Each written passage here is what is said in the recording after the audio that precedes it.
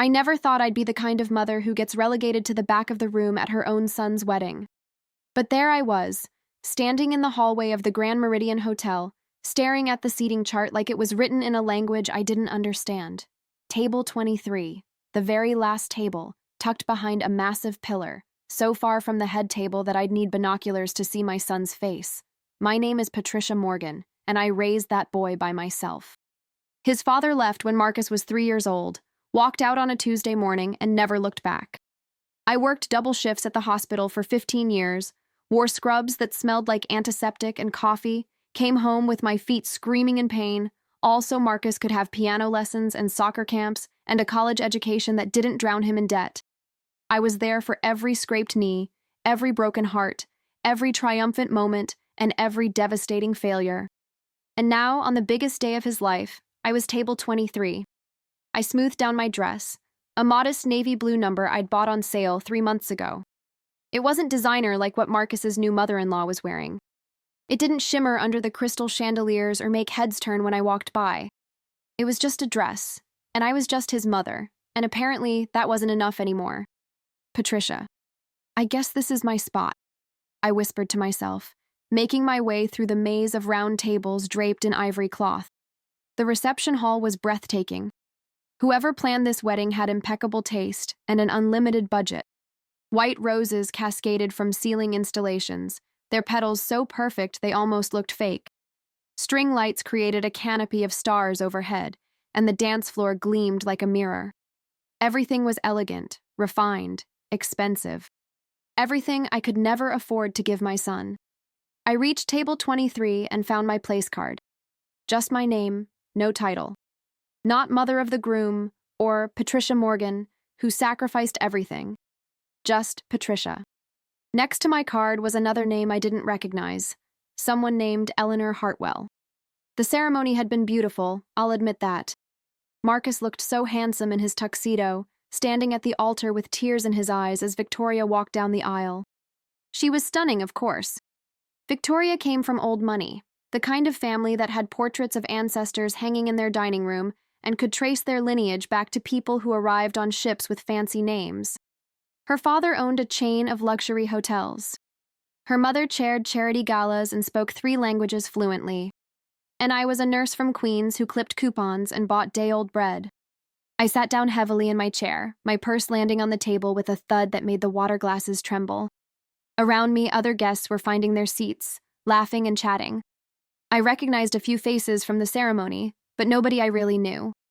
Certainly nobody from my side of the family.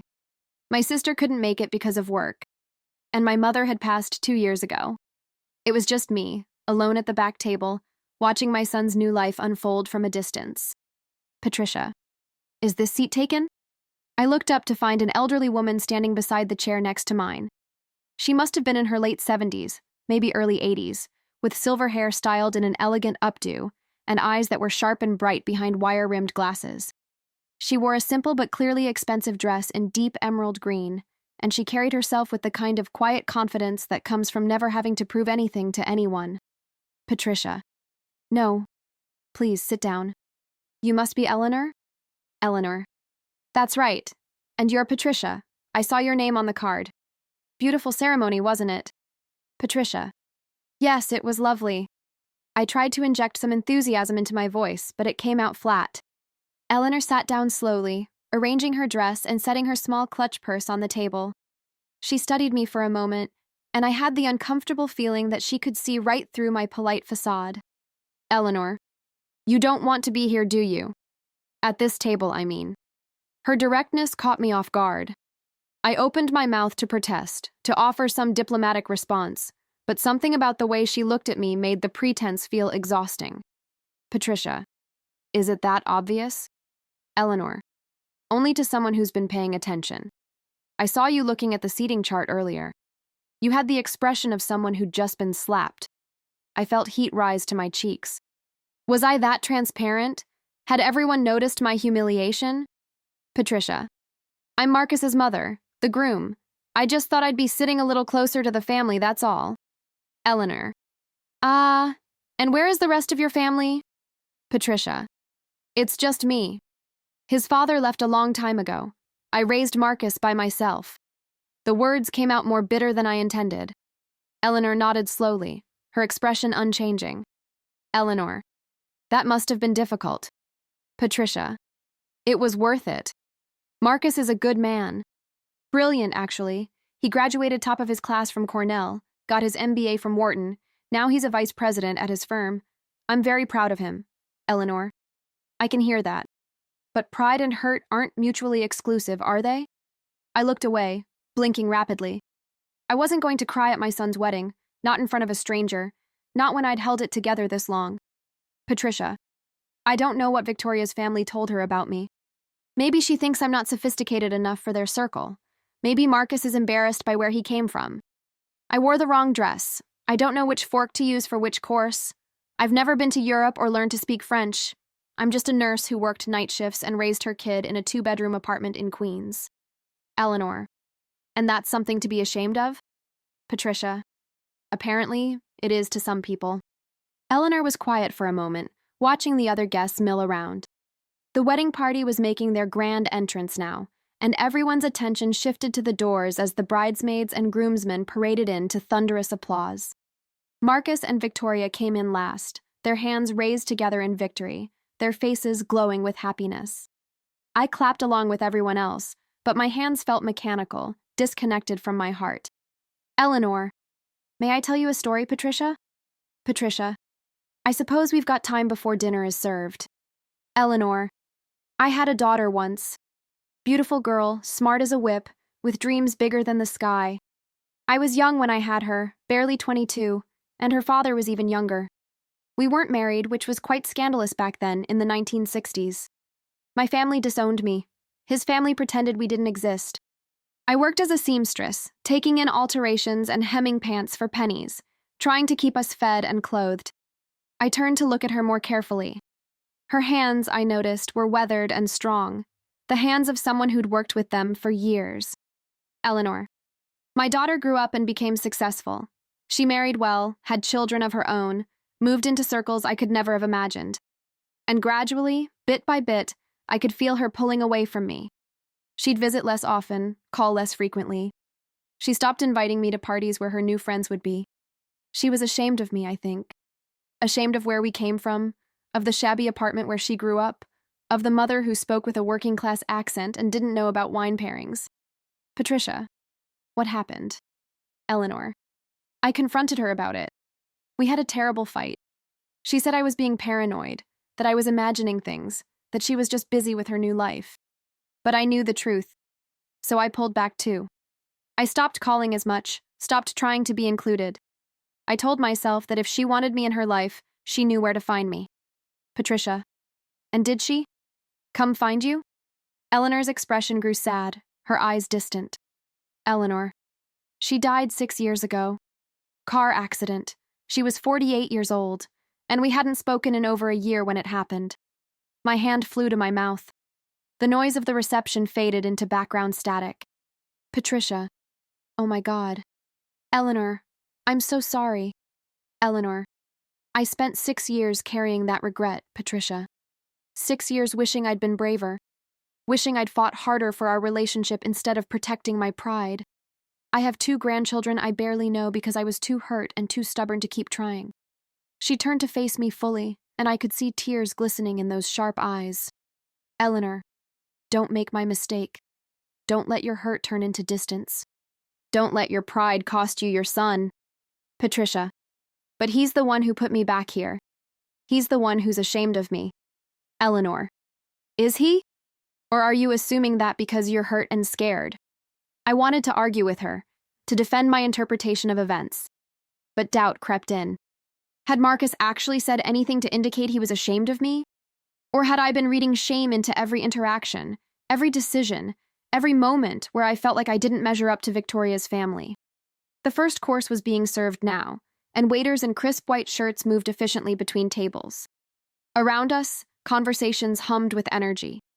Laughter erupted from a table near the front. I watched Marcus lean over to whisper something in Victoria's ear, watched her throw her head back and laugh, watched them look at each other like they were the only 2 people in the world. Patricia. I don't even know how to talk to him anymore. We used to be so close. When he was little, he'd tell me everything, every dream, every fear, every silly thought that crossed his mind. We were a team, you know? Us against the world.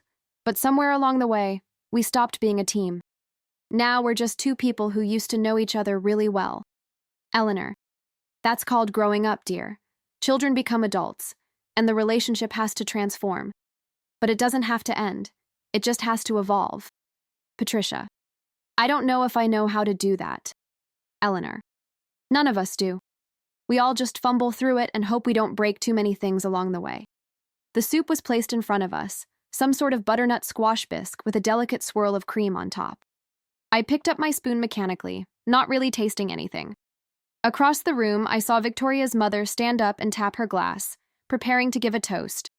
The room fell silent, all eyes turning to the front. Victoria's mother. Good evening, everyone. For those who don't know me, I'm Catherine, Victoria's mother, and I am absolutely thrilled to welcome you all here tonight to celebrate this beautiful union. She went on to talk about how she'd watched Victoria grow from a precocious little girl into an accomplished woman. She talked about family legacies and new chapters, and how Marcus was the perfect addition to their family. She made everyone laugh with stories from Victoria's childhood, made everyone cry with heartfelt words about love and commitment. And through it all, I sat at table 23, invisible and forgotten. When she finished, people applauded enthusiastically. Victoria was crying happy tears, and Marcus was beaming with pride. Then the DJ announced that the father of the bride and mother of the groom would give their toasts after dinner. My stomach dropped. Patricia. I have to give a speech? Eleanor. You didn't know? Patricia. Nobody told me. I didn't prepare anything. Panic rose in my chest like floodwater. I wasn't prepared for this.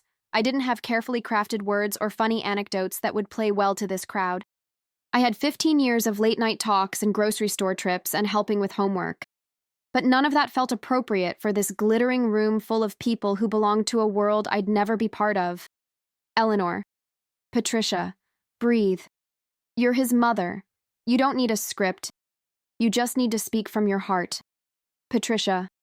My heart is currently somewhere in my shoes, trying to figure out how to escape through the floor. Eleanor. Then maybe that's what you need to talk about. The fear. The feeling of not belonging. The love that exists even when everything else feels uncertain. I looked at her like she'd lost her mind. Patricia. I can't say that. Not in front of all these people. Not in front of Victoria's family. Eleanor. Why not? Do you think you're the only person in this room who's ever felt inadequate? Who's ever worried they weren't enough? Patricia. Yes, actually. Look around, Eleanor. Everyone here is confident and successful and comfortable. They all know which fork to use. Eleanor. You'd be surprised how many people are just pretending. How many of them go home and cry in the shower because they feel like frauds. External success doesn't equal internal peace, Patricia. Some of the most miserable people I've ever known had everything money could buy. Dinner was served, and it was spectacular. Herb-crusted salmon with roasted vegetables and some sort of grain I couldn't identify. Everything was artfully arranged on the plate like a painting. I pushed food around, taking small bites, my appetite gone. Next to me, Eleanor ate slowly and deliberately, occasionally making small observations about the room or the other guests. Eleanor. You see that woman over there? The one in the red dress with the diamond necklace?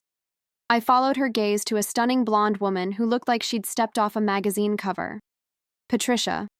What about her? Eleanor. That's Margaret Sutton. Her husband left her last year for his 25-year-old assistant. She found out when she saw photos of them together in the society pages. She's been self-medicating with wine and prescription pills ever since, but she shows up to events like this and smiles like her life is perfect. Patricia. How do you know that? Eleanor. I pay attention. And that gentleman near the bar, the silver-haired one who keeps checking his phone? Patricia. The one who looks important? Eleanor. His name is Richard Chen. He built a tech company from nothing and sold it for hundreds of millions of dollars. But his daughter won't speak to him because he missed every important moment of her childhood while he was building his empire. He'd trade all that money in a heartbeat for a relationship with her, but she won't return his calls. I looked at Eleanor with new eyes, wondering who this woman really was and how she knew so much about everyone. Patricia. And you? What's your story, Eleanor? Why are you sitting at table 23? She smiled, a sad and knowing expression. Eleanor. Because I asked to be. When Victoria's mother was putting together the seating chart, she called to ask where I'd like to sit. I requested the back table. I wanted to be somewhere quiet, somewhere I could observe without being the center of attention. Patricia. Your family? Victoria's family? Eleanor. Victoria is my granddaughter. My daughter, the one who died, was Victoria's mother's sister. So yes, I'm family. Though I'm not sure they all see it that way. I'm the embarrassing relative. The one they feel obligated to invite, but hope won't make a scene. My mouth fell open. This elegant, insightful woman who'd been sitting here sharing her wisdom with me was actually part of the bride's family, which meant she had every reason to be sitting up front, and yet she'd chosen to be back here with me. Patricia. Why didn't you tell me? Eleanor. Would it have changed what you needed to hear? Would my words have meant less coming from Victoria's family? Patricia. I don't know. Maybe. Probably. I assumed you were just some random guest who got stuck back here like me. Eleanor. There's no such thing as random, Patricia. We ended up at this table together for a reason. Maybe so I could tell you about my daughter. Maybe so you could hear that story before you give your speech. Maybe so we could both feel a little less alone. The servers cleared away the dinner plates and brought out dessert. An elaborate tiered confection with layers of chocolate and raspberry. I couldn't even look at it. My stomach was twisted in knots, and the time for speeches was approaching fast. Eleanor touched my arm gently, drawing my attention away from the dessert plate I'd been staring at without seeing. Eleanor, tell me about when Marcus was little. What was he like as a child? I welcomed the distraction, grateful for anything that would take my mind off the impending speech.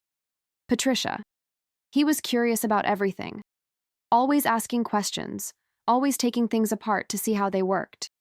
I remember when he was 5, he completely dismantled our toaster because he wanted to understand how bread turned into toast. I came home from a night shift to find pieces of the toaster spread across the kitchen table, and Marcus sitting there with this look of pure concentration on his face. Eleanor. Did you get angry? Patricia. I wanted to. I was exhausted, and that toaster was the only one we had. But when I saw how focused he was, how genuinely fascinated by the mechanics of it all, I couldn't bring myself to yell at him. So instead, we sat down together, and I helped him put it back together. It took us 3 hours, and the toast came out slightly burnt for the next year, but he was so proud that we'd fixed it together. Eleanor smiled, her eyes crinkling at the corners.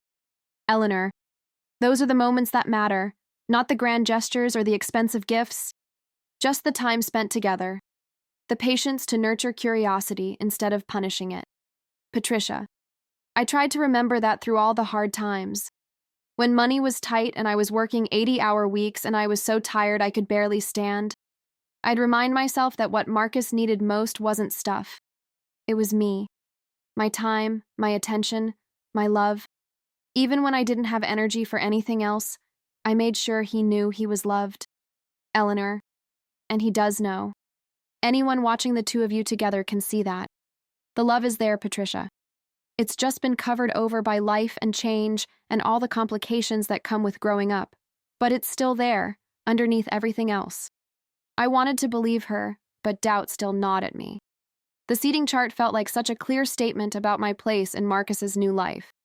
How could I be important to him if I was stuck back here while Victoria's family took up all the prominent tables? Eleanor. You're still thinking about the seating arrangement, aren't you? Patricia. I know I shouldn't be. I know it's petty. But I can't help it. Every time I look around this room and see where everyone else is sitting, I feel like I'm being told I don't matter. Eleanor. Let me ask you something. When Marcus got his acceptance letter to Cornell, who did he tell first? Patricia. Me. He called me from school before he even opened the envelope. He was shaking so hard he could barely hold the phone. Eleanor. And when he graduated, who was in the front row of that auditorium? Patricia. I was. I took time off work that I couldn't afford to take, but there was no way I was missing that moment. Eleanor. And when he got his first job offer, who helped him negotiate the salary, even though you'd never negotiated anything in your life? I smiled at the memory. I'd spent hours on the internet researching salary negotiation tactics, practicing with him over the phone, giving him the confidence to ask for what he was worth. Patricia. I did. Eleanor.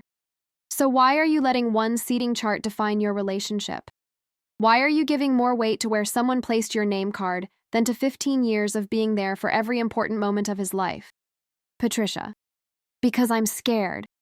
I'm scared that this new world he's entered is going to swallow him up and there won't be room for me anymore. I'm scared that Victoria's family, with all their money and connections and sophistication, is going to make him forget where he came from. I'm scared that I'm going to lose my son. The words came out in a rush, and I felt exposed, like I'd stripped away all my defenses and was standing naked in front of this woman I barely knew. But Eleanor didn't judge me. She just nodded, her expression full of understanding. Eleanor. Of course you're scared. Change is terrifying, especially when it feels like it's happening to you rather than with you. But fear is a terrible foundation for decisions, Patricia. If you let fear drive your actions, you'll push away the very thing you're trying to hold on to. Patricia. So what do I do? How do I stop being afraid?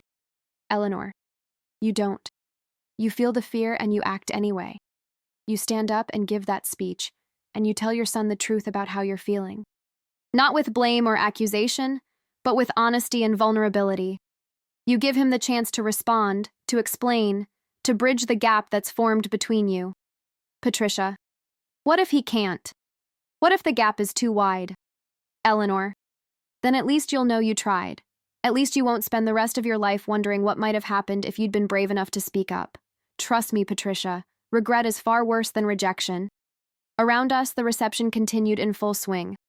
The dance floor was packed now, bodies moving in time to upbeat music. At one table near the front, I saw Victoria's mother laughing with a group of friends, her hand resting casually on her husband's arm. They looked comfortable, secure in their place in the world.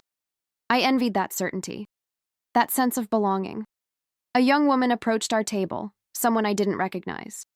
She looked to be in her early 20s with long dark hair and nervous energy that reminded me of Marcus when he was younger. Young woman. Excuse me, is this seat taken? Eleanor. Not at all, dear. Please join us. The woman sat down with visible relief, setting her small purse on the table. Young woman. Thank you. I've been standing in these heels for 3 hours, and I thought my feet were going to fall off. I'm Jasmine, by the way. I work with Marcus at the firm. Patricia. I'm Patricia, Marcus's mother, and this is Eleanor, Victoria's grandmother. Jasmine. Oh my God, you're his mom. Marcus talks about you all the time at work. He's always telling stories about growing up in Queens, about how you worked these crazy hours to support him. He's so proud of you. I felt something catch in my throat. Marcus talked about me at work? To his colleagues in this fancy firm where everyone probably came from privilege? Patricia. He does? Jasmine. All the time.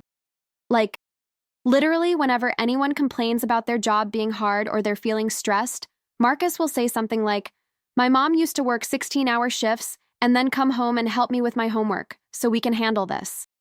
He uses you as his benchmark for what real strength looks like. I had to look down at my hands because tears were threatening again. All this time, I'd been worried that Marcus was ashamed of me, that he was trying to distance himself from his humble beginnings, and he'd been telling people at work about me, using my example to inspire others. Eleanor. You see, Patricia, you've been building a story in your head that isn't based on reality. Your fear created a narrative that your son was pulling away from you, but the truth is quite different. Jasmine. Is everything okay? Did I say something wrong? Patricia. No, sweetie, you said something very right. Thank you for telling me that. Jasmine. Marcus is one of the good ones, you know. A lot of people at our firm, they come from money and they act like they're better than everyone else. But Marcus is different. He's kind to the support staff. He remembers everyone's names. He stays late to help junior associates with their cases. He's not trying to forget where he came from. If anything, I think it's made him more empathetic, more grounded than most people at his level. Eleanor. What do you do at the firm, Jasmine? Jasmine. I'm a paralegal. I just started 6 months ago, right out of college. Marcus has been really helpful, showing me the ropes, explaining things that other people don't have time to explain. He's a good mentor. Patricia. That makes me happy to hear.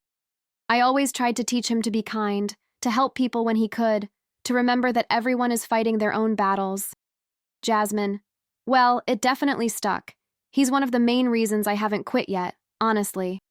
The hours are brutal, and some of the senior partners can be real jerks, but Marcus makes it bearable. He's like the big brother I never had. We talked for a while longer, Jasmine sharing stories about Marcus at work, painting a picture of my son that I hadn't fully seen before.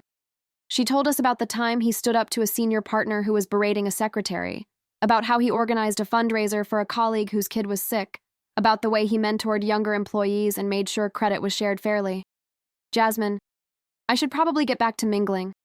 My boyfriend is around here somewhere, probably hiding from his ex who's also a guest. But thank you for letting me sit with you. This has been really nice. After she left, Eleanor turned to me with an "I told you so" expression. Eleanor. Still think your son is ashamed of you? Patricia. I'm starting to realize I may have been wrong about a lot of things. Eleanor. The stories we tell ourselves are powerful, Patricia. They shape our perception of reality, and sometimes they become more real to us than the actual truth. You told yourself a story about being pushed aside, about not being good enough, about losing your son to a world where you don't belong. And that story became your reality, even though it wasn't based on facts. Patricia. So how do I change the story? Eleanor. You already are. By sitting here talking to me, by listening to what Jasmine just told you, by being willing to question your assumptions. The first step in changing a story is recognizing that it's just a story, not the absolute truth. Another couple joined our table, an older pair who introduced themselves as friends of Victoria's parents. They'd been seated at a table near the front, but had wandered back, looking for a quieter place to rest. Older man. Mind if we join you? It's getting a bit rowdy up there. Eleanor. Please do. We're becoming quite the collection of refugees from the main event. Older woman. I'm Dorothy, and this is my husband Frank. We've known Victoria since she was born. Her mother and I went to college together.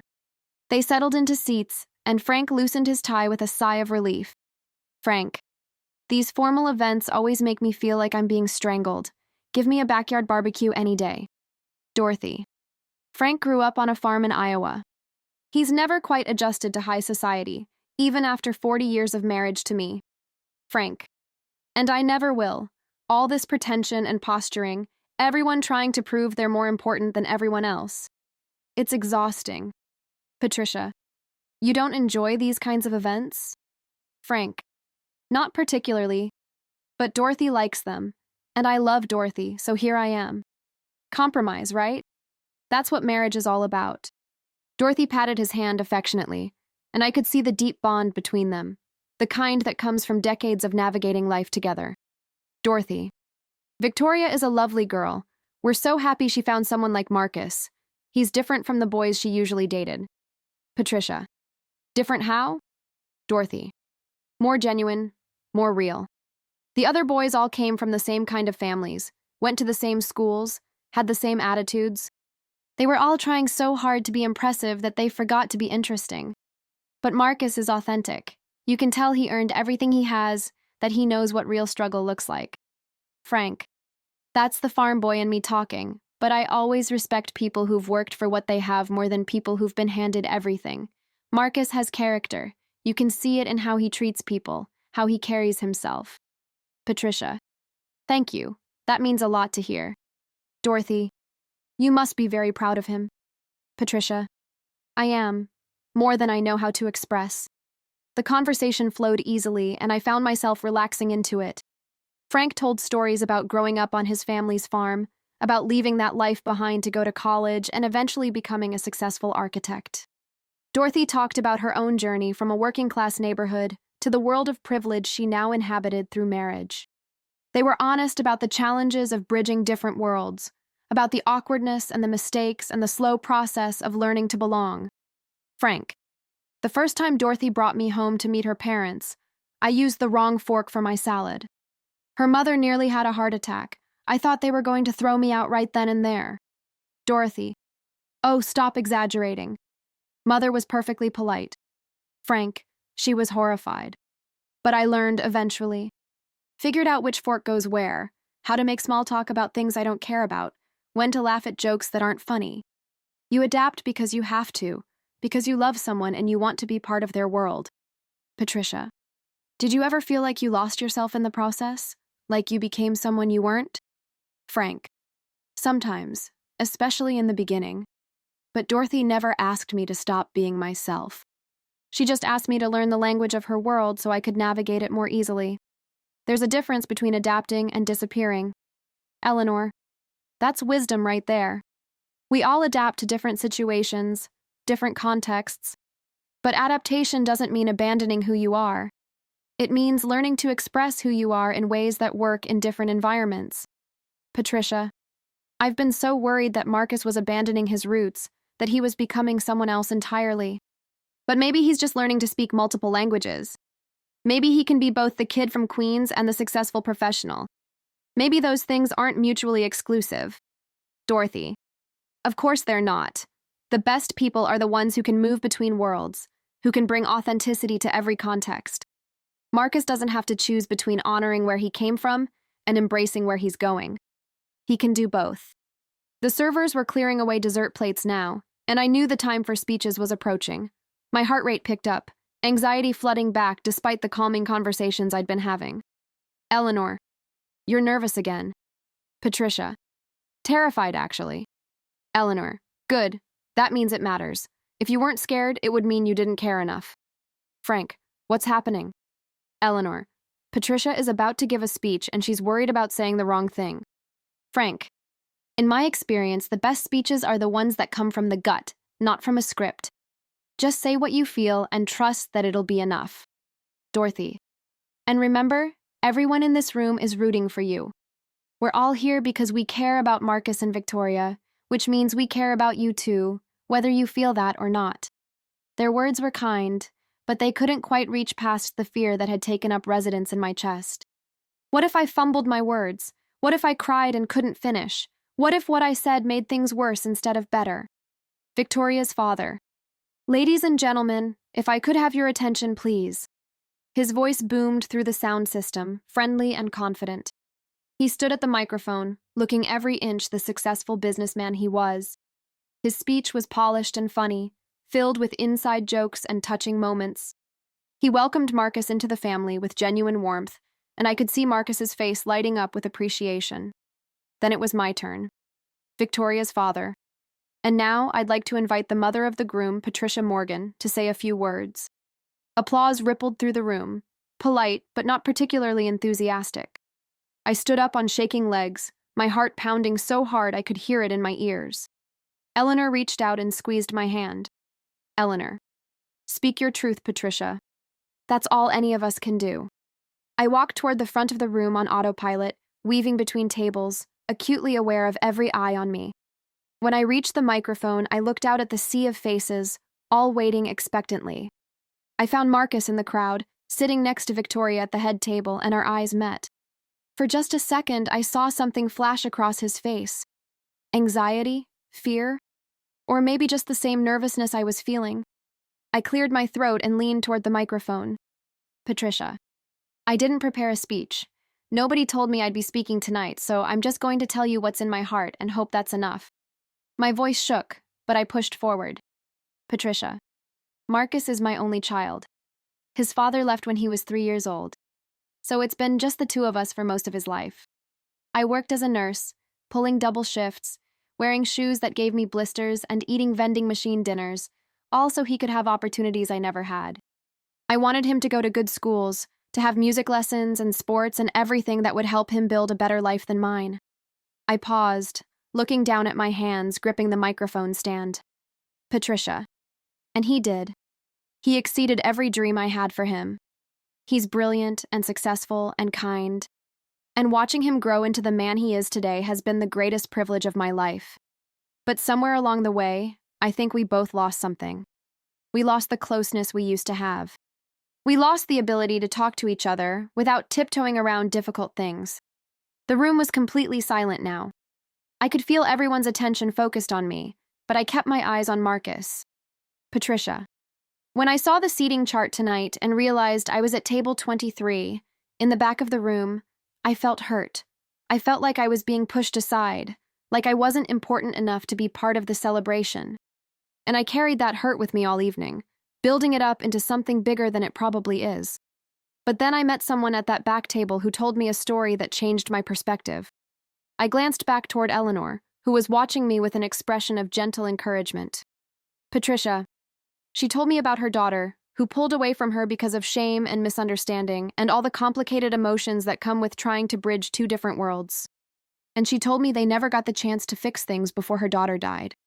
She told me about 6 years of regret, of wishing she'd been brave enough to keep fighting for their relationship instead of protecting her pride. Tears were streaming down my face now, but I didn't wipe them away. Patricia.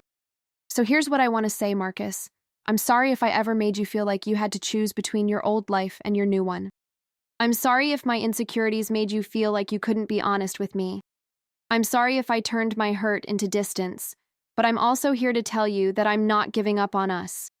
I'm not going to let pride or fear or feeling out of place cost me my relationship with my son. Marcus was crying now too, his face crumpling as he stood up from his seat. Patricia. I love you, Marcus. I loved you when you were a little boy who needed me to tie his shoes and check under the bed for monsters. I loved you through your awkward teenage years when you thought you knew everything. I loved you when you got into Cornell and moved away and started building this incredible life. And I love you now, as you start this new chapter with Victoria. I'm so proud of you, and I'm so grateful that I got to be your mom. I had to stop because I couldn't speak through the tears anymore. The room was blurry, and my chest felt like it might crack open from the weight of everything I was feeling. Marcus was walking toward me now, moving past tables and guests, his face wet with tears. When he reached me, he didn't say anything. He just pulled me into a hug so tight I could barely breathe, and I felt him shaking against me. Marcus. Mom, I'm so sorry. I'm so sorry. Patricia. Shh. It's okay. We're okay. Marcus. I didn't mean for you to feel pushed aside. The seating chart. That wasn't me. Victoria's mom organized it, and I didn't even look at it. I should have checked. I should have made sure you were up front where you belonged. I've been so stressed about everything being perfect, about fitting into Victoria's world, that I stopped paying attention to what really matters. He pulled back to look at me, his hands on my shoulders. Marcus. You're my mom. You're the person who made me who I am. Everything I've accomplished, every good thing in my life, it all started with you. You sacrificed everything for me, and I've been taking that for granted. I got so caught up in this new life that I forgot where I came from. I forgot to make sure you knew how much you still mean to me. Patricia. You don't have to explain, sweetie. I understand. I do. Growing up is complicated, and sometimes we hurt the people we love without meaning to. Marcus. No, I do have to explain. Because you need to know that I'm not ashamed of you. I never was. When Victoria and I got engaged, the first person I wanted to tell was you. When I got my promotion, you were the first person I called. You're still the person I turn to when something important happens, even if I haven't been good at showing it. Victoria had joined us now, moving to stand beside Marcus. Her face was also wet with tears, her mascara slightly smudged, and she looked more human than I'd seen her all day. Victoria. Patricia, I owe you an apology too. My mother can be very controlling about events, and I let her take over too much of the planning. I didn't realize she'd put you so far back. If I'd known, I would have changed it immediately. Patricia. You don't have to apologize, Victoria. This is your day. Victoria. It's our day, which means it's also about our families coming together. And you're Marcus's family, which makes you my family now too. I want you to feel welcomed, not pushed aside. She reached out and took my hand, her grip warm and surprisingly strong. Victoria. I know I come from a very different background than Marcus, and I know that my family can be intimidating with all their money and their traditions. But none of that matters more than the fact that Marcus is the person I want to spend my life with. And you're the reason he's that person. You raised an incredible man, Patricia, and I'm grateful to you for that. I looked at these two young people, so in love, so earnest, and felt something shift in my chest. The hurt that had been sitting there like a stone started to dissolve, replaced by something warmer and more forgiving. Patricia. Thank you. Both of you. That means more than you know. The room erupted into applause, and I realized we'd been standing there having this emotional conversation in front of 200 guests. But instead of feeling embarrassed, I felt freed. Like I'd finally said the things that needed to be said, and the truth had created space for something new to grow. Marcus walked me back toward table 23, his arm around my shoulders. But when we got there, Victoria called out, "Victoria, Mom, can we rearrange some seats? I want Patricia sitting with us at the head table." Catherine, Victoria's mother, looked momentarily flustered, but quickly composed herself into a gracious smile. Catherine, "Of course, darling." "Patricia, please, come sit with the family." Patricia, "Actually, if it's okay, I'd like to stay at table 23. I've got good company here, and I think this is exactly where I'm supposed to be." I looked at Eleanor, who was watching the whole scene with a satisfied expression, and she nodded approvingly. Marcus, "Are you sure, Mom?" Patricia, "I'm sure. Go enjoy your wedding. Dance with your wife. Make memories. I'll be right here, cheering you on from the back of the room." He kissed my forehead and headed back to the head table, and I returned to my seat feeling lighter than I had in hours. Eleanor patted my hand. Eleanor, "That took courage, what you did up there." Patricia, "It took terror, mostly. But I'm glad I did it." Eleanor, "Your son loves you very much. Anyone can see that." Patricia, "I know. I just needed to hear him say it, I think. I needed to know that I wasn't losing him to this new world he's entered." Eleanor, "You're not losing him. He's just expanding his world to include more people. There's room for both his past and his future." The reception continued around us, growing more lively as the evening progressed. The DJ played upbeat music, and people flooded the dance floor. I watched Marcus and Victoria have their first dance. Watched them smile at each other with such genuine joy that it made my heart ache in the best way. When they invited the parents to join them on the dance floor, Marcus came straight to table 23 and extended his hand to me. Marcus, "May I have this dance, Mom?" Patricia, "I'd be honored." We made our way to the center of the floor, and he put his arm around my waist while I rested my hand on his shoulder. We swayed to the music, and for those few minutes, it was just us, like it had been for so many years. Marcus, "I really am sorry about everything, Mom. About not being more present, about not making sure you felt included." Patricia, "Stop apologizing. We're going to move forward, not backward.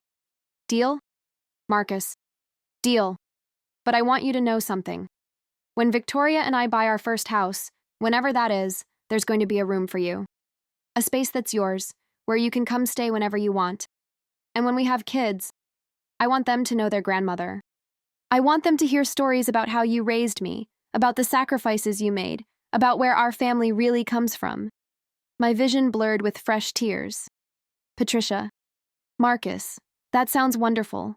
I'd love that." Marcus, "And I need you to promise me something. Promise me you won't pull away. Promise me that when things get hard or uncomfortable, you'll tell me instead of just retreating. We can't fix problems we don't talk about." Patricia, "I promise. As long as you promise the same thing. We're a team, remember? Us against the world." Marcus, "Always, Mom. Always." When the dance ended, he hugged me one more time before releasing me back to my table. I returned to find Eleanor had been joined by a few other guests who'd migrated from other tables, looking for a quieter spot to chat. One of them was Richard Chen, the tech executive Eleanor had pointed out earlier. "Richard, that was quite a speech you gave. Very moving." Patricia, "Thank you. It wasn't planned, but sometimes the unplanned things are the most honest." Richard, "I wish I'd been that honest with my daughter before it was too late. Maybe things would be different now." He looked so sad that I felt compelled to reach across the table and touch his hand. Patricia, "It's never too late to try. Eleanor taught me that tonight. As long as you're both alive, there's still a chance to make things right." Richard, "She won't take my calls." Patricia, "Then write her a letter. Show up at her door. Do something that shows her you're willing to fight for the relationship. People can forgive a lot when they know you genuinely care." He nodded slowly, considering my words. Around us, the celebration continued. But at our little table in the back, something quieter and more profound was happening. We were all strangers who'd been thrown together by circumstance, and yet we were finding connection in our shared experiences of loss and regret and hope. As the evening wore on, more people drifted to our table. Margaret Sutton, the woman in the red dress, came over and sat down with a heavy sigh, kicking off her painful heels under the table. A young couple in their 30s joined us, introducing themselves as college friends of Marcus, who'd driven 6 hours to be there. An elderly gentleman who turned out to be Victoria's piano teacher from childhood pulled up a chair and started telling hilarious stories about her recital disasters. Table 23, which had started as the place nobody wanted to be, became the heart of the party. While the dance floor throbbed with energy and the bar stayed packed, our little corner became a haven for real conversation, for authentic connection, for the kind of honesty that only comes when people stop performing and start being human. Eleanor. You see what happened here, Patricia? You turned something painful into something beautiful. That's a rare gift. Patricia. I didn't do anything special. I just told the truth. Eleanor.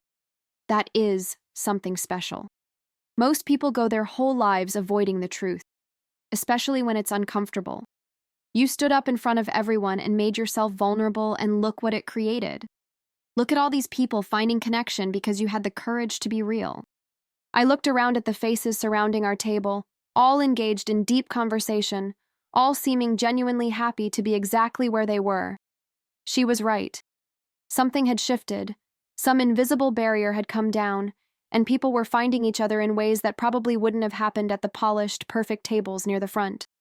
Later in the evening, Marcus and Victoria made their rounds, stopping at each table to thank guests for coming. When they reached us, they were both glowing with happiness, slightly disheveled from dancing, and clearly exhausted, but in the best way. Victoria. So this is where everyone ended up. We've been looking for half our guest list. Marcus. Table 23 is apparently the place to be. Patricia. It turned out to be a pretty good spot after all. Victoria leaned down and hugged me, surprising me with the warmth of the gesture. Victoria. Thank you for what you said tonight, Patricia. My grandmother told me about your conversation earlier, about her daughter. It means a lot to me that she felt comfortable sharing that with you. Patricia. Your grandmother is a remarkable woman. I'm grateful I got to sit next to her. Eleanor. I told you there was no such thing as random, Patricia. We were meant to find each other tonight. As the reception wound down and guests started to leave, I found myself not wanting the evening to end. Not because of the fancy venue or the expensive food or the elaborate decorations, but because of the connections I'd made, the bridges I'd rebuilt, the courage I'd found to speak my truth. Eleanor had stepped away to use the restroom, and I sat alone at table 23 for a moment, taking in the scene. The dance floor was still active, though less crowded now. Some guests had already left, while others lingered in small groups, reluctant to let the magic of the evening dissipate. A shadow fell across the table, and I looked up to find Catherine, Victoria's mother, standing there. She looked tired but elegant, her hair still perfectly in place despite hours of celebration. Catherine. Patricia, may I join you for a moment? Patricia. Of course. She sat down gracefully, smoothing her dress as she settled into the chair Eleanor had vacated. For a moment, neither of us spoke, and the silence felt heavy with unspoken things. Catherine. I owe you an apology. Several apologies, actually. Patricia. You don't have to. Catherine. Yes, I do. Please, let me say this. I've been thinking about it all evening, especially after your speech. I was so focused on creating what I thought was the perfect wedding that I stopped thinking about the people involved. I organized the seating chart based on groups and relationships that made sense to me, but I never considered how it would feel to you to be placed so far from your son. Patricia. I understand you were just trying to organize things logically. Catherine. Logical, perhaps, but thoughtless. You're Marcus's only parent, Patricia. You raised him entirely on your own, sacrificed everything for him, and I relegated you to the back of the room while my extended family and business associates took the prominent seats. That was wrong, and I'm truly sorry. The apology was sincere. I could hear it in her voice, see it in the way she couldn't quite meet my eyes. Patricia. Thank you for saying that. It did hurt, I won't lie. But Eleanor helped me see that where I was sitting didn't define my importance to Marcus. And honestly, sitting at that table turned out to be a blessing. I met some wonderful people and had conversations I never would have had otherwise. Catherine. Eleanor has a gift for finding the meaning in difficult moments. She's been through so much, losing my sister the way she did. But she's turned that loss into wisdom, and she shares it generously. Patricia. She told me about her daughter, about the distance that grew between them and how she regrets not fighting harder to bridge that gap. Catherine. My sister and we didn't treat Eleanor well after we grew up. We were ashamed of where we came from, of how hard she had to work, of how different our lives were from our friends' lives. We pulled away from her, and by the time we realized what we were doing, the pattern was set. My sister never got the chance to make it right. I did, but only because Eleanor was brave enough to keep reaching out, even when we pushed her away. She paused, her fingers tracing patterns on the tablecloth. Catherine. When Victoria told me she wanted to marry Marcus, I'll be honest, my first thought wasn't about love or happiness. It was about backgrounds and social circles and whether he would fit into our world. I'm ashamed to admit that, but it's the truth. I judged him based on where he came from before I took the time to know who he is. Patricia. And now? Catherine. Now I see that he's exactly the kind of man I'd want my daughter to marry. He's kind and principled and hardworking. He treats Victoria like she's precious but not fragile. He challenges her to be better while supporting who she already is. And all of that, Patricia, comes from you. From the way you raised him, the values you instilled in him, the example you set. Tears pricked at my eyes again. This elegant woman who'd intimidated me so much, who represented everything I thought I wasn't good enough to be, was sitting here praising my parenting and acknowledging my son's worth. Patricia. That's very kind of you to say. Catherine.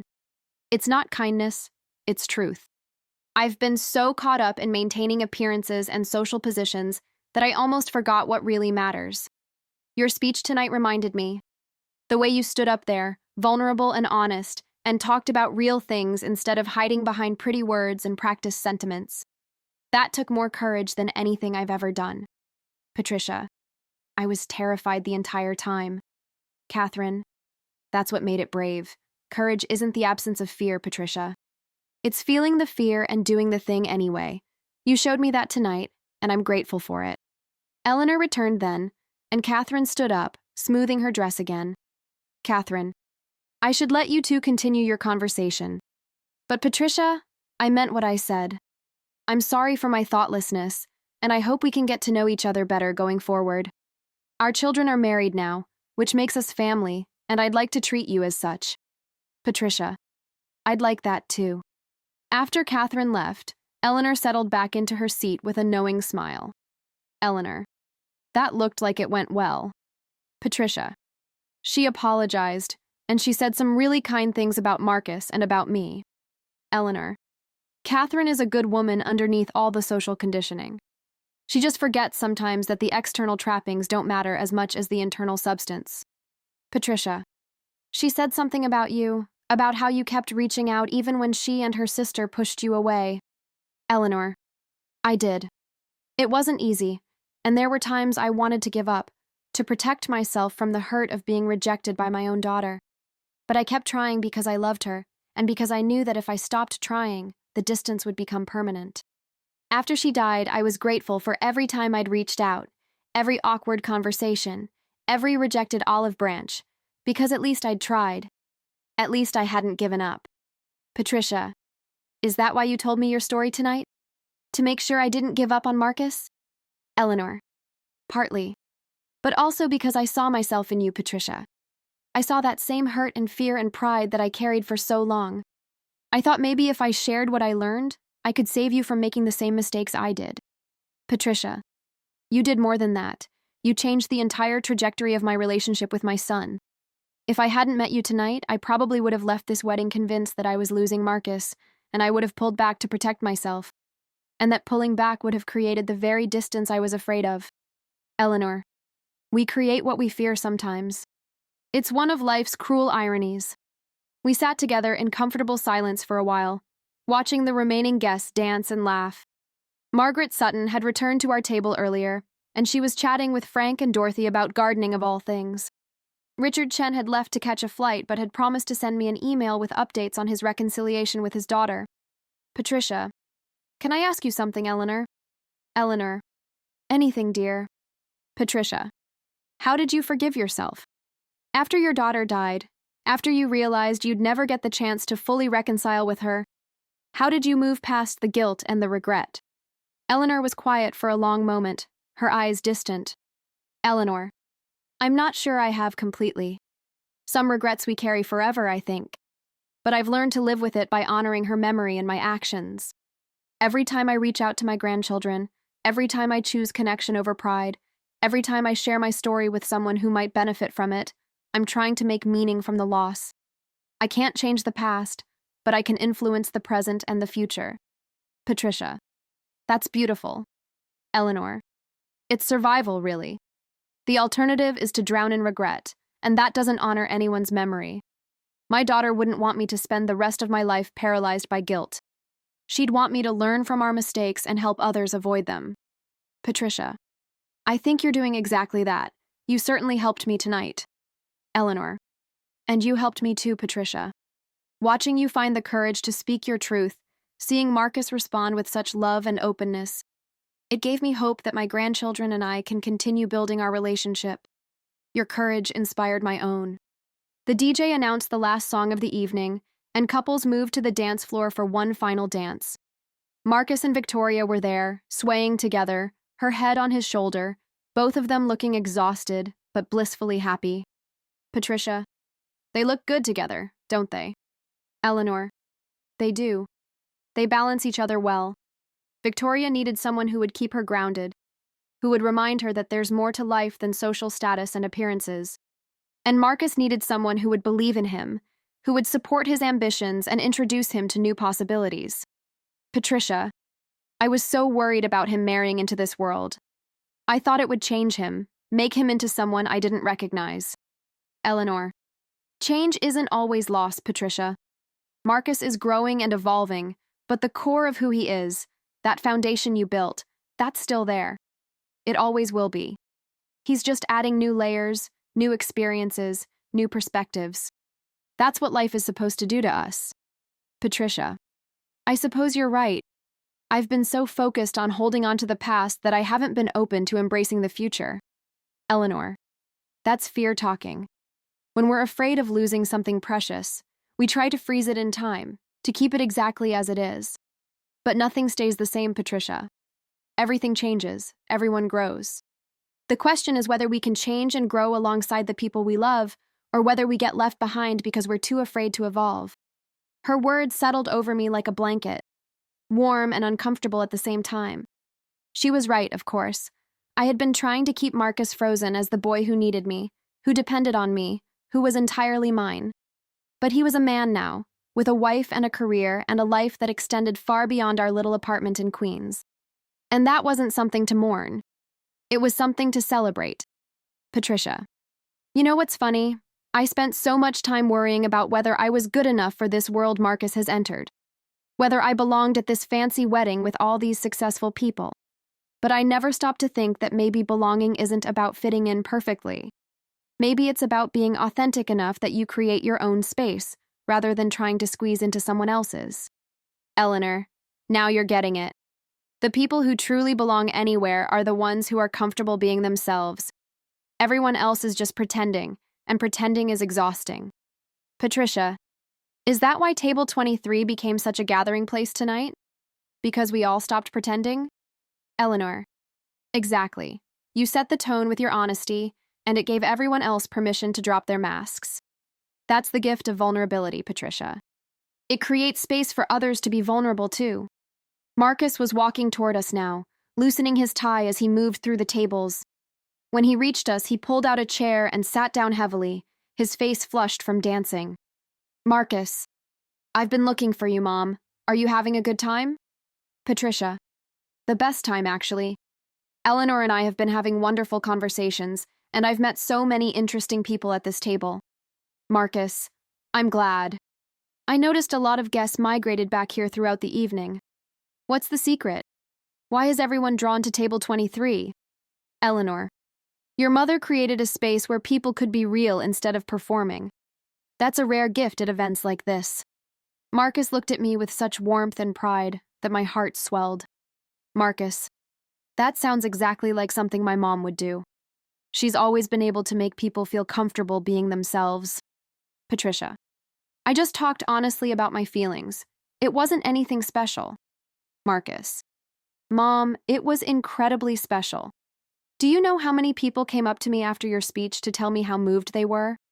How your words made them think about their own relationships with their parents or their children? You touched something real in people, something that all the polished practice speeches couldn't reach. Patricia. I was just scared and speaking from the heart. Marcus. That's exactly why it resonated. People are tired of pretense, Mom. They're hungry for authenticity. You gave them that tonight. Victoria joined us then, carrying her shoes in one hand, her other hand pressed against the small of her back. Victoria. I am officially done with these heels. If I never wear them again, it'll be too soon. She sat down next to Marcus, and he immediately started massaging her shoulders. The gesture was so tender, so automatic, that it made me smile. Victoria. Patricia, thank you again for your speech, and thank you for being so gracious about everything. I know this wedding got a bit out of control with all my mother's plans and ideas. It wasn't exactly the intimate celebration Marcus and I originally envisioned. Marcus, we wanted something small, just close family and friends, but it kind of spiraled. Victoria. That's putting it mildly. My mother invited half of Philadelphia society. But you know what? Despite all the chaos and the over-the-top decorations and the stress of coordinating everything, the best part of tonight was your speech, Patricia. That moment of real, honest emotion in the middle of all this carefully orchestrated perfection. Patricia. I'm just glad I didn't completely embarrass myself. Marcus. You could never embarrass me, Mom. Never. He said it with such conviction that I believed him, maybe for the first time in a long while. Eleanor, I should probably head home. It's getting late, and these old bones need their rest. Patricia, let me walk you out. Marcus, Mom, can we have breakfast tomorrow? Just the two of us before Victoria and I leave for our honeymoon. Patricia, I'd love that, sweetie. Where do you want to go?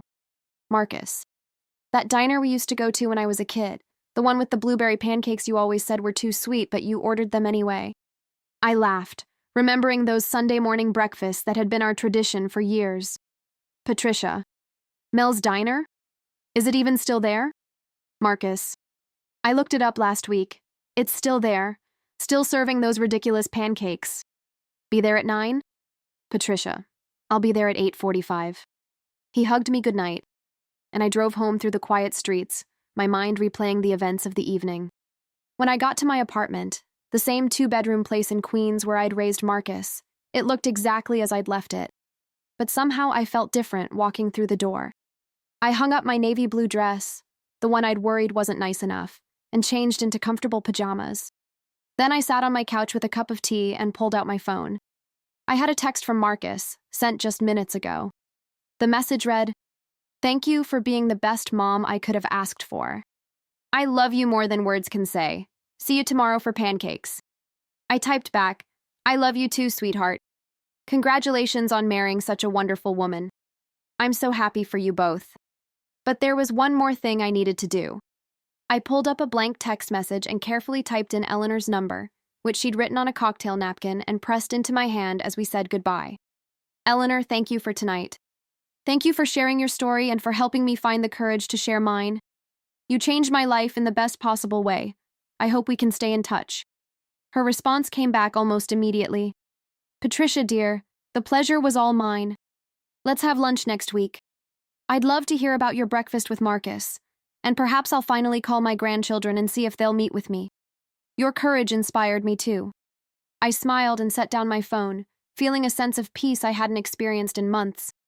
The evening hadn't gone the way I'd expected or hoped when I first saw that seating chart. Table 23 had seemed like a punishment, a sign that I didn't matter, that I'd been forgotten. But instead, it had become exactly what I needed. A place to sit with my hurt and examine it honestly. A place to meet someone who could show me a different perspective. A place to find the courage to speak my truth and reconnect with my son. A place where authentic connection could flourish away from the spotlight and the performance. I thought about all the other guests who'd ended up at our table throughout the night. All of us feeling like we didn't quite belong. All of us carrying our own wounds and regrets. And I thought about how sharing those wounds had somehow made them lighter, how honesty had created community where polish and perfection had created distance.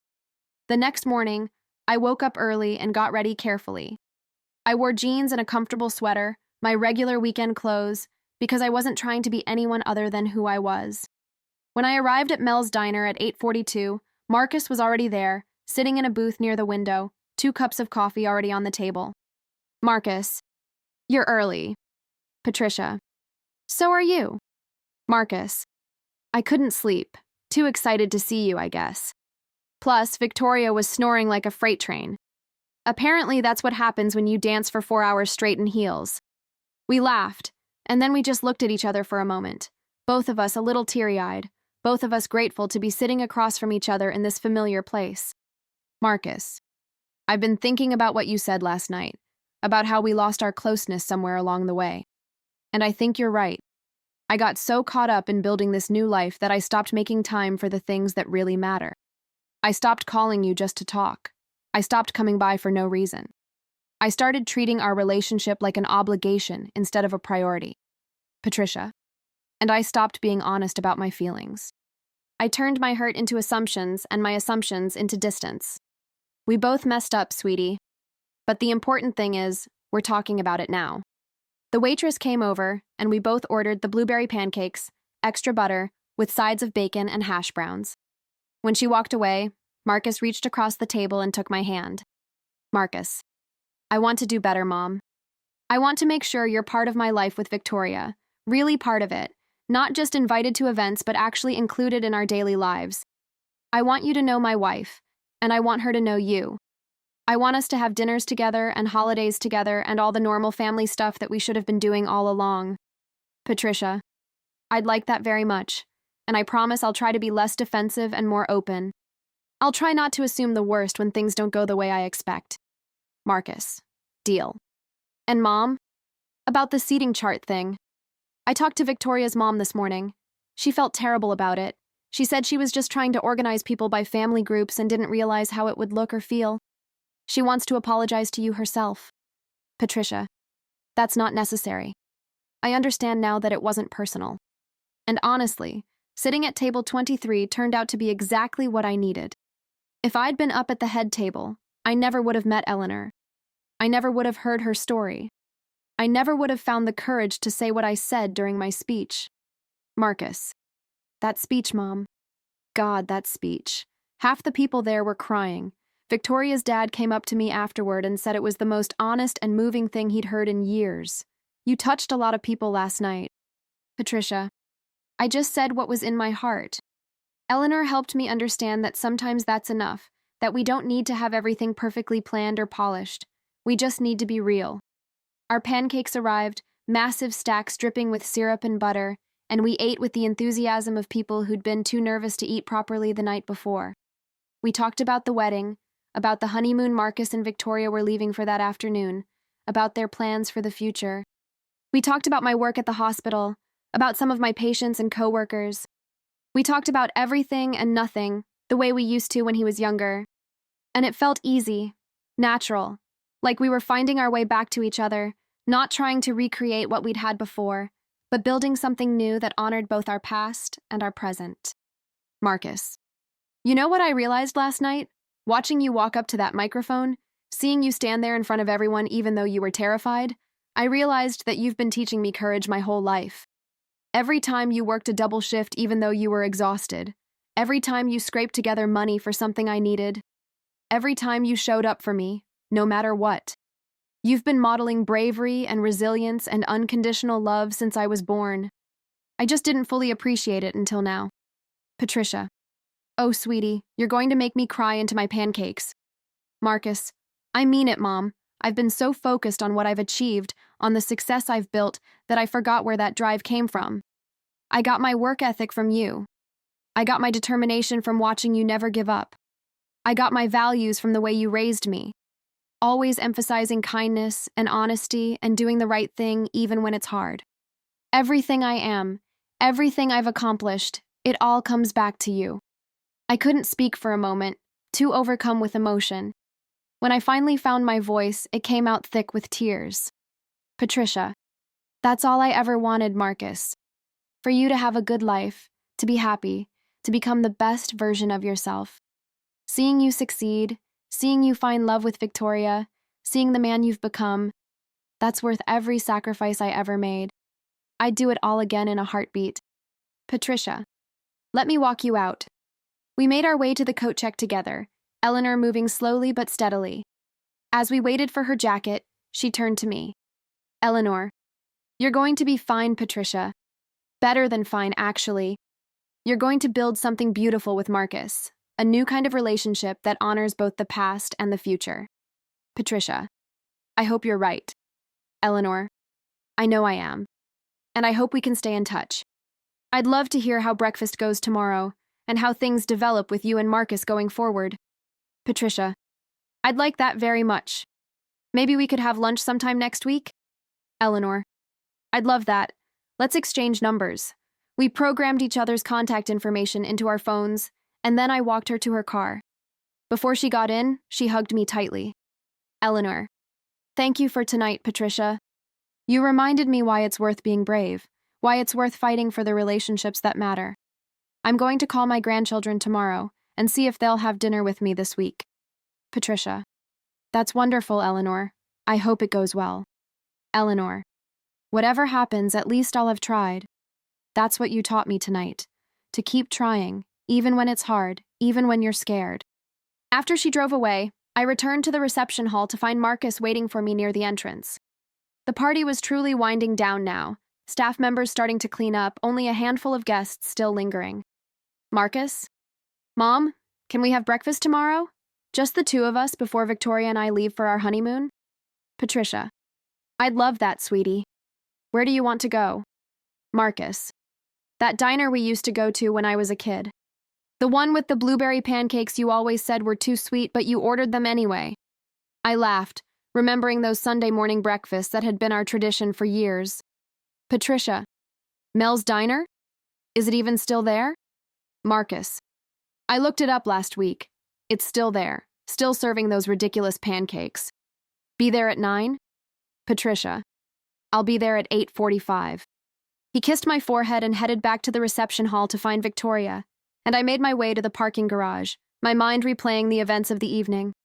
When I reached my car and settled into the driver's seat, I sat for a moment in the quiet darkness, processing everything that had happened.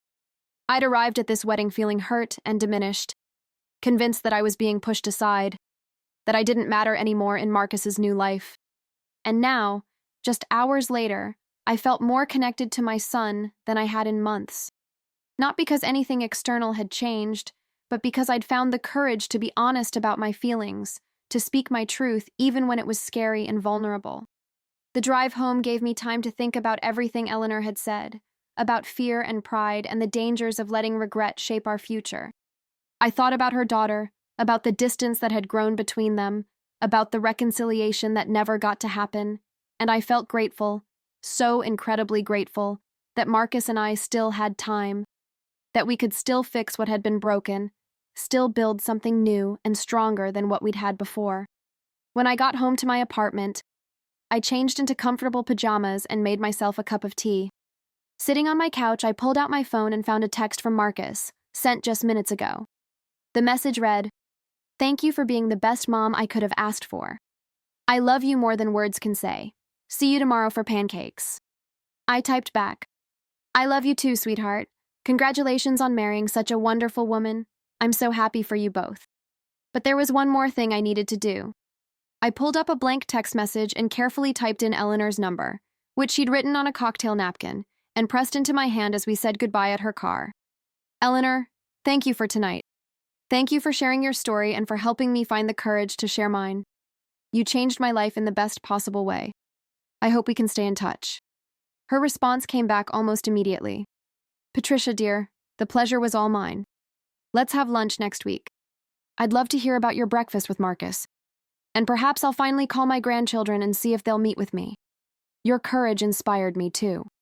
I smiled and set down my phone, feeling a sense of peace I hadn't experienced in months. The evening hadn't gone the way I'd expected or hoped when I first saw that seating chart. Table 23 had seemed like a punishment, a sign that I didn't matter, that I'd been forgotten. But instead, it had become exactly what I needed. A place to sit with my hurt and examine it honestly. A place to meet someone who could show me a different perspective.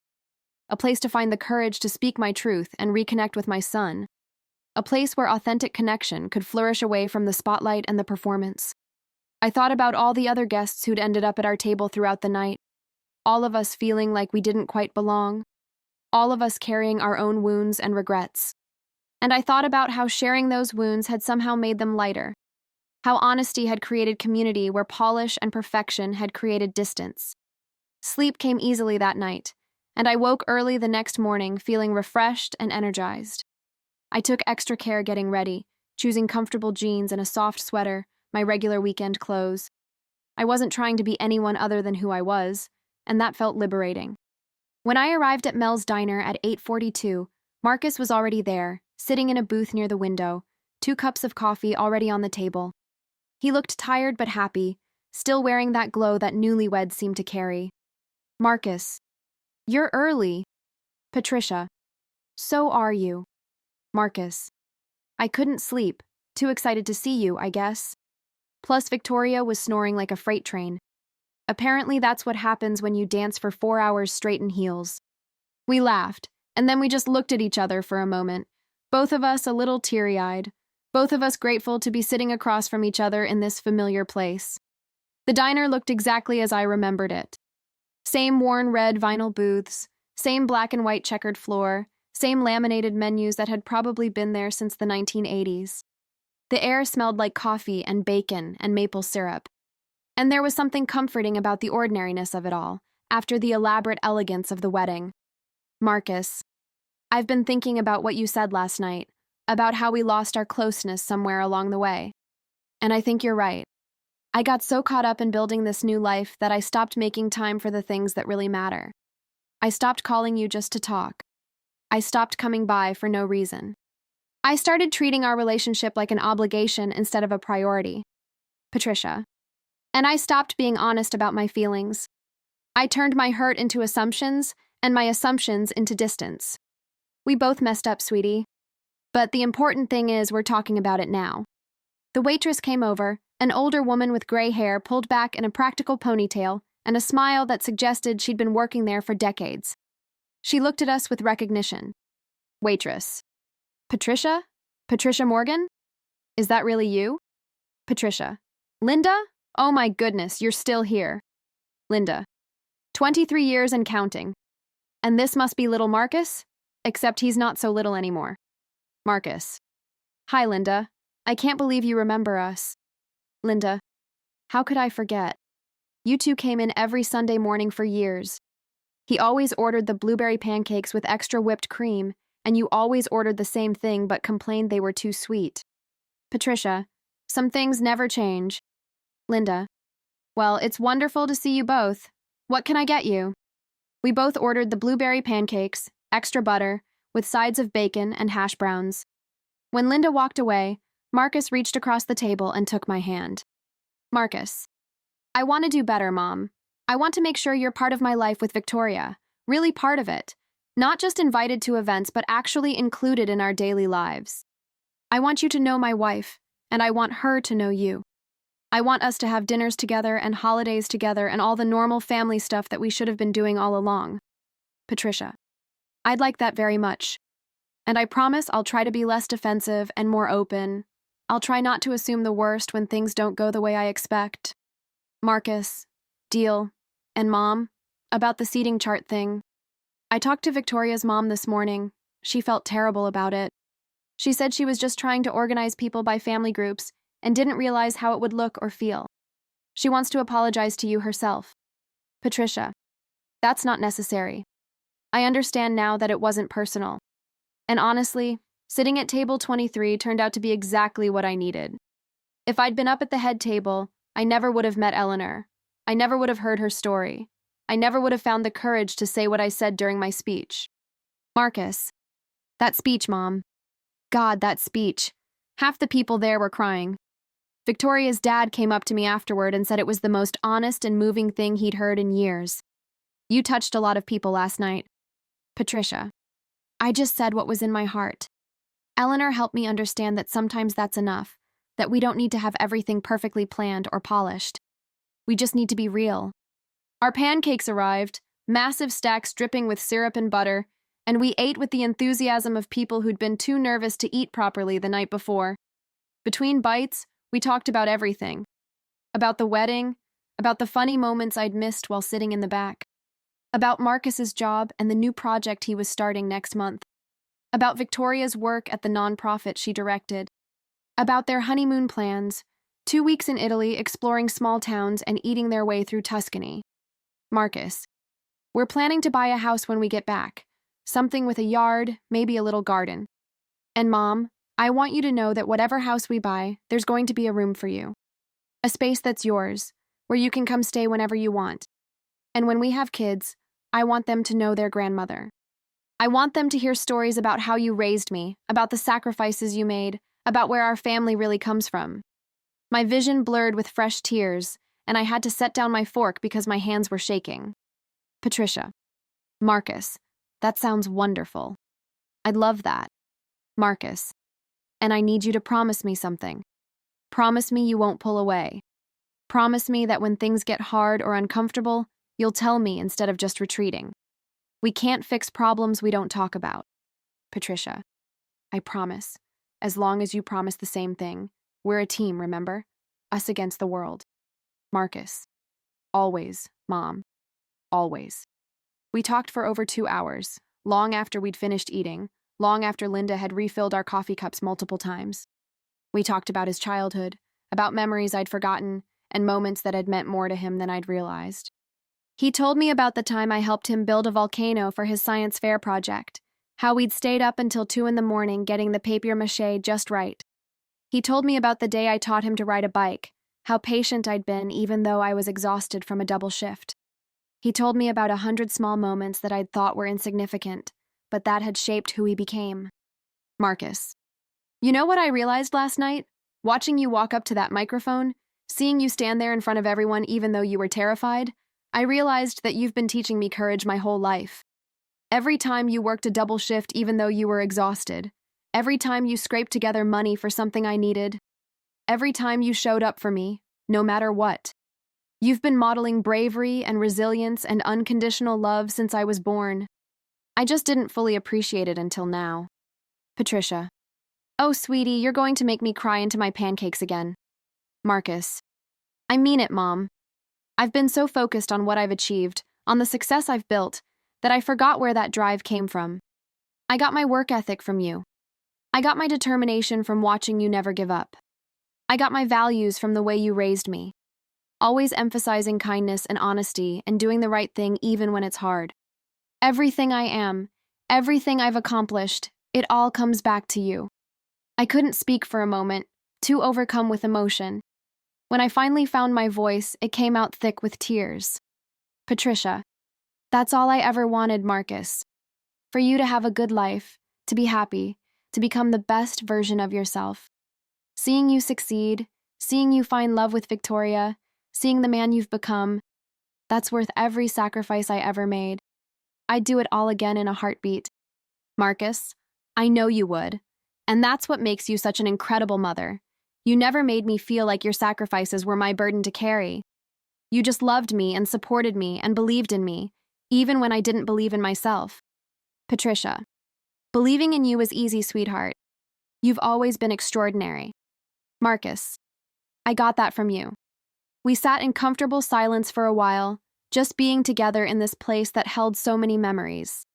Linda came over with the check, and Marcus insisted on paying despite my protests. Linda.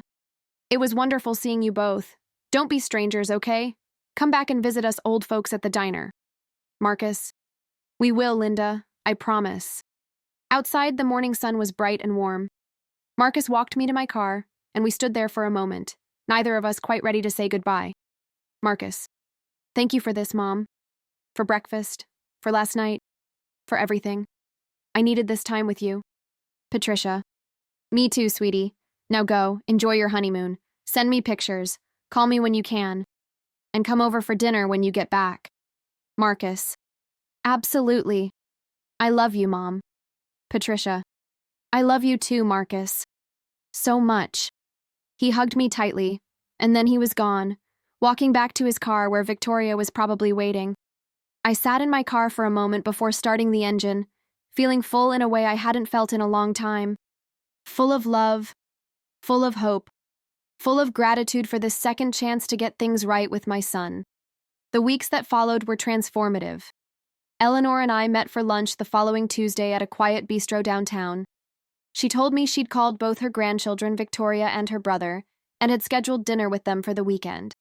She was nervous but hopeful, and I could see the change in her, the willingness to be vulnerable that my example had somehow inspired. Eleanor, I keep thinking about what you said in your speech, about not letting pride cost you your relationships. It's been my mantra this past week. Patricia, how did they react when you called? Eleanor, surprised at first, then cautiously open. Victoria was warmer than her brother, but he agreed to come to dinner too. Baby steps, right? Patricia, baby steps are still steps forward. We talked for hours that day, sharing more of our stories, finding common ground in our experiences of single motherhood and sacrifice, and the complicated love we felt for our children. Eleanor became not just a friend, but a mentor, someone whose wisdom I could draw on when I felt myself slipping back into old patterns of fear and self-protection. Marcus called me from Italy almost every day, sending photos of rolling hills covered in vineyards, of ancient stone buildings, of plates piled high with pasta and pizza. Victoria often got on the phone too, and we'd chat about what they'd seen that day, what they were planning to do next. The conversations were easy and warm, and I could feel the walls I'd built around myself slowly coming down. When they returned from their honeymoon, tanned and relaxed and even more in love than before, they invited me over for dinner at their apartment. It was a modest place by Victoria's family's standards, a 2-bedroom in a nice neighborhood, but it felt like home. They decorated it together, mixing Victoria's elegant taste with Marcus's more practical preferences, and the result was a space that felt authentically theirs. Victoria, Patricia, we want to show you something. She led me down the hall to the second bedroom. It was set up as a guest room with a comfortable bed, a dresser, and a small desk by the window. But what caught my attention was the framed photograph on the nightstand. It was a picture of Marcus and me from his high school graduation, both of us beaming at the camera, his arm around my shoulders. Marcus, this is your room, Mom. Whenever you want to stay over, whenever you need a place, it's here for you. We want you to feel like this is your home too, not just a place you visit.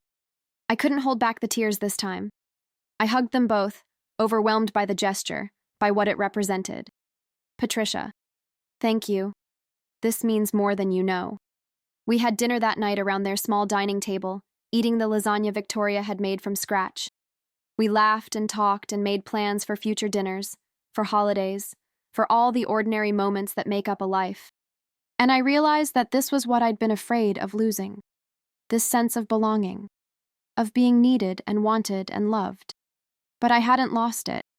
It was still there, just transformed into something new. Over the following months, my relationship with Marcus and Victoria deepened. We fell into a rhythm of weekly dinners, alternating between their place and mine. Victoria taught me to cook some of her family's recipes, and I taught her some of the dishes Marcus had grown up eating. We went to movies together, browsed farmers markets, had lazy Sunday brunches where we'd talk about everything and nothing. Eleanor and I continued our regular lunches, and I watched as her relationships with her grandchildren slowly healed. It wasn't always smooth, there were setbacks and difficult conversations, but she kept showing up, kept being honest, kept fighting for those connections. And gradually, the walls came down. I'd arrived at that wedding feeling hurt and marginalized, convinced that I was losing my son to a world where I didn't belong. I'd been prepared to smile through the pain and then retreat into my loneliness, letting the distance between us grow wider. But Eleanor had shown me a different path. She'd shared her story of loss and regret, and in doing so, she'd given me the courage to fight for my relationship with Marcus instead of protecting my wounded pride. She'd helped me understand that being vulnerable wasn't weakness, that speaking the truth could build bridges instead of burning them. And now, just one day later, I felt closer to Marcus than I had in years. Not because we'd magically solved all our problems or because the challenges of navigating his new life had disappeared, but because we'd finally had the honest conversation we'd been avoiding. We'd named the hurt and the distance and the misunderstandings, and in naming them, we'd diminish their power. Over the next few weeks, things continued to improve. Eleanor and I met for lunch, and she told me she'd reconnected with her grandchildren. They'd agreed to meet with her, tentatively at first, but the conversations had gone better than she'd hoped. She was building relationships with them, slowly but surely, and she credited our conversation at the wedding with giving her the push she needed. Marcus called me from his honeymoon, and then started calling regularly when he got back. He and Victoria invited me over for dinner at their apartment, and I got to see the life they were building together. Victoria was warm and welcoming, and I could see why Marcus loved her so much. She was smart and funny and genuinely kind, and she made my son happy in ways that made my heart full. Catherine, Victoria's mother, did apologize to me, and we ended up having coffee together one afternoon. She admitted that she'd been so focused on creating a perfect wedding that she'd lost sight of what really mattered, which was bringing two families together. She asked me about Marcus's childhood, about how I'd raised him, and she listened with genuine interest. We weren't going to be best friends, but we found a respect for each other, a mutual appreciation for the people our children had become. Richard Chen reached out to his daughter with a heartfelt letter, and after several difficult conversations, they were starting to rebuild their relationship. He sent me an email thanking me for the encouragement I'd given him at the wedding, saying that my courage had inspired his own. Margaret Sutton checked herself into treatment for her substance abuse issues and reached out to let me know that watching me be honest about my struggles at the wedding had helped her find the courage to be honest about her own. It amazed me, the ripple effect that one honest moment could have. By speaking my truth, by being vulnerable in front of all those people, I hadn't just changed my own life. I'd touched something in others, given them permission to be honest about their own struggles and fears. Months later, when Marcus and Victoria announced they were expecting a baby, the first person Marcus called was me. And when that baby was born, a beautiful little girl with Marcus's eyes and Victoria's smile, I was in the delivery room, holding my son's hand while he held his wife's. They named her Eleanor Patricia, honoring the two women who'd helped them understand the importance of family and authenticity and fighting for the relationships that matter most. I held my granddaughter for the first time, this tiny, perfect human who represented both Marcus's past and his future, and I thought about Table 23, about how what had seemed like the worst moment of the wedding had actually been the catalyst for everything good that followed. Sometimes the places we end up that seem wrong or painful or disappointing turn out to be exactly where we needed to be. Sometimes being pushed to the margins gives us the perspective we need to see what really matters. Sometimes the people we meet by accident are the ones who change our lives forever. I learned all of this at a table in the back of a wedding reception, sitting next to a stranger who became a friend, finding the courage to speak my truth when I felt invisible and forgotten. And that courage, that moment of vulnerability, that willingness to risk being hurt in order to fight for connection, it changed everything. Looking at my granddaughter's face, seeing Marcus and Victoria gaze at her with such overwhelming love, being part of this beautiful family that had found a way to bridge different worlds and honor all of our stories, I knew that every moment of pain and uncertainty had been worth it. Because love, real love, the kind that lasts, requires courage. It requires honesty. It requires the willingness to be vulnerable and to keep showing up even when things are hard. And sometimes it requires sitting at table 23, in the back of the room, having the kind of honest conversation that changes everything. I wouldn't have chosen to sit there, but I'm grateful every day that I did.